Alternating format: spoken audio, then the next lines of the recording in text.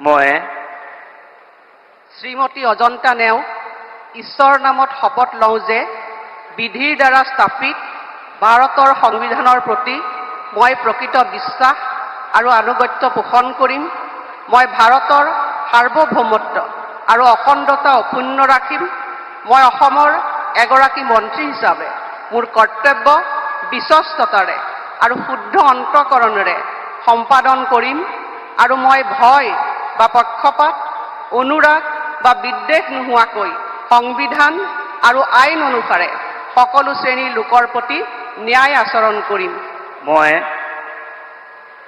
শ্ৰীমতী অজন্তা নেওগ ঈশ্বৰৰ নামত শপত লওঁ যে এগৰাকী অসমৰ মন্ত্ৰী হিচাপে মোৰ কৰ্তব্যৰ যথাযথ সম্পাদনৰ বাবে আৱশ্যক হোৱাৰ বাহিৰে মই এনে বিষয় যি অসমৰ এগৰাকী মন্ত্ৰী হিচাপে মোৰ বিবেচনাৰ বাবে অনা হ'ব বা মোৰ জ্ঞাত হ'ব তেনে বিষয় মই কোনো ব্যক্তি বা ব্যক্তিসমূহৰ ওচৰত প্ৰত্যক্ষ বা পৰোক্ষভাৱে অৱগত বা প্ৰকাশ নকৰিম।